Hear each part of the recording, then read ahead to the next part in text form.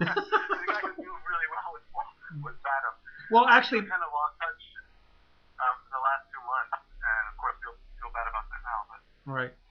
Well, that's the thing too. I mean, this whole story has come together very quickly. I only found out that Roger had passed on yesterday, and that was because I just happened to log on to YouTube and I saw something. I'm like, what? What is going on? yeah, yeah. I think it was the 9th, right? And you'll have to. I don't know exactly the details. I think it was February 9th, Saturday. Um, but it was pretty shocking. I couldn't believe it when Adam emailed me. I just couldn't believe it. Like kind of a shock for me and my wife. My wife had actually spoken to him as well on Skype. Really? And yeah, you'd say it's a new experience. I think it's a new experience for everybody on YouTube to have someone who was such a big part of the community to actually die.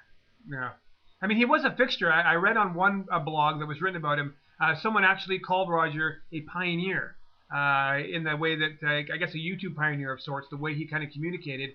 I mean, I think a lot of people. I don't think what he did had ever really been done before. I mean, as I was saying earlier, most people on YouTube who vlog seem to have a persona or a character they play. It looks like Roger was the real deal when you saw him on one of his videos.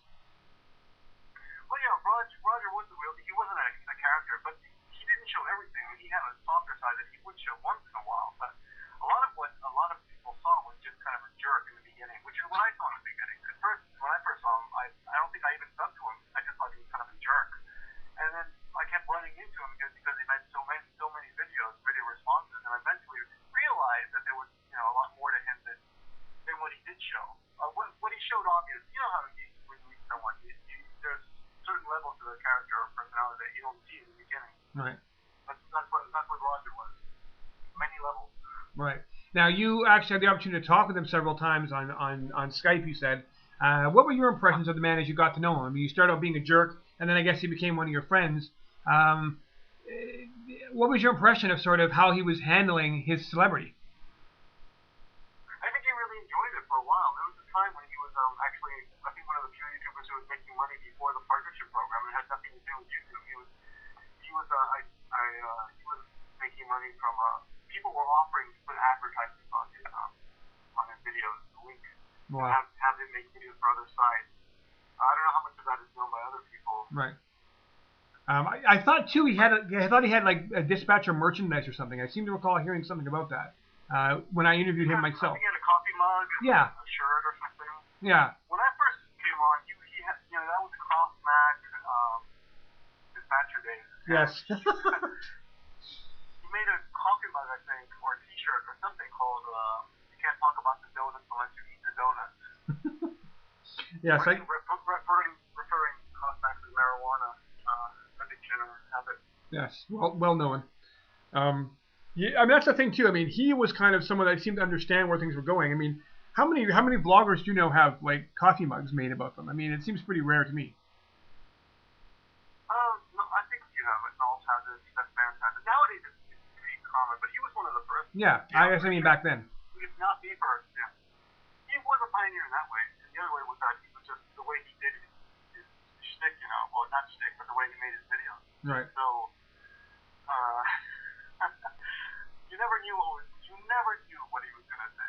Really, even if you thought you were gonna click on to a bashing, it often turned out to be the other way around. Yeah, that's true. One of the things that struck me the most about him is how he seemed to stick up for other vloggers. I mean, there were a lot of people who, had no real subscriber list and were not popular and were not part of the A group or even the B group for that matter of vloggers on YouTube. He would find their videos, he would watch their videos, and then when someone tried to bash them or said something negative and he didn't agree with it, he would come to their defense.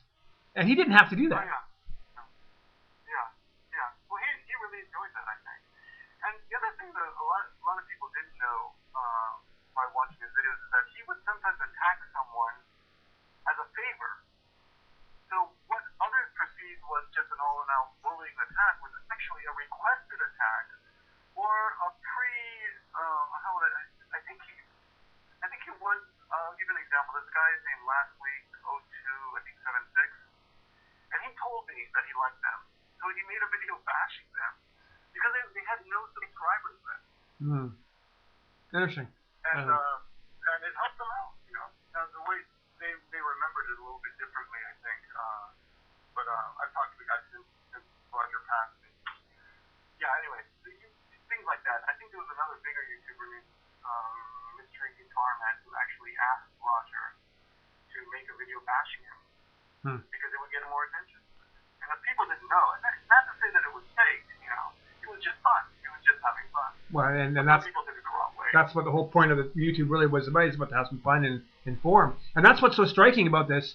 Are you surprised at the response his death has garnered? Because, correct me if I'm wrong here, but most of these people did not know who he was. They never met him. They never had the opportunity to actually speak with him. And yet there's been this huge outpouring of grief and this outpouring of support and sympathy for him. How do you explain that? Well, yeah, I mean, I'm looking at Banham's video right now. It has 153, almost 155,000 views. Yeah. You know, and I'm not even talking, and that's the one that was featured. The other one that wasn't even featured has 185,000 views. Wow. I mean, people do care. It was, even if people weren't subscribed to him or even really liked him. I mean, you gotta sympathize with the guy who was here on YouTube who passed. But a lot of people who made all the response videos. How many of those? It must be like 200 or 300. Yeah. Well, there's like 800 pages of. Yeah, I mean those they knew Roger through his videos, and I think a lot of the people, and you can go through those videos, you'll see a lot of people are really emotional when they're talking about it. I mean, you can't help it. Those people got to know him. Yeah, but they saw him transform and change and grow. It's a little strange, though, isn't it? I mean, even I kind of wonder. You know, I kind of feel, wow, that's crappy. You know, and I'm dedicating part of my own show to him tonight and putting up a tribute tomorrow on my website. And I only ever talked to the guy for like 10 minutes. And you know, I see people make videos, and I'm like putting a lot of work. Like I think Badham's tribute video, you know, blew me away. And actually, I hope he's still around somewhere because I would like to ask him more about it. But it's just he affected people in some way, and I'm not sure that I understand that. I don't know what to say. I mean, he did. It was a strange thing to feel emotional about someone you've never met. And I think a lot of people had this feeling, like they were actually upset. You know, I mean, I was I was upset over a guy I'd never met before, which is just a bizarre thing to feel because you almost feel like you don't have a right to feel upset. Right.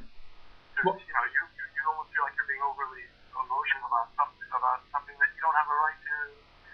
It feels strange because it's on the internet, you know. Yeah, that's what's weird about it. I mean, one of the users in my chat room right now, Achamp Ag, I'm not sure I'm pronouncing that right, but he's basically saying he was personable. He was not at all judgmental. He was easy to talk to. Maybe maybe that's the reason he was able to get through to people. And you know, although his blogs weren't all that interesting, there wasn't a lot of glitz or glamour. You just couldn't stop watching. Yeah, well, he was definitely comfortable.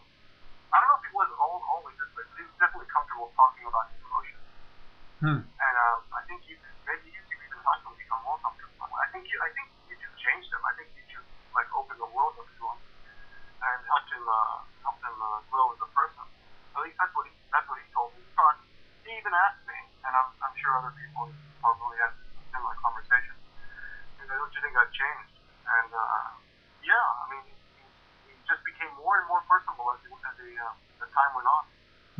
And how could it not change him? I mean, he was a lot of ways he was defined, I guess, by the boring dispatcher character. Yeah, except it wasn't really a character. It was just kind of his just the way, just him reacting. Yeah, I guess he was a pioneer of the reaction video, the response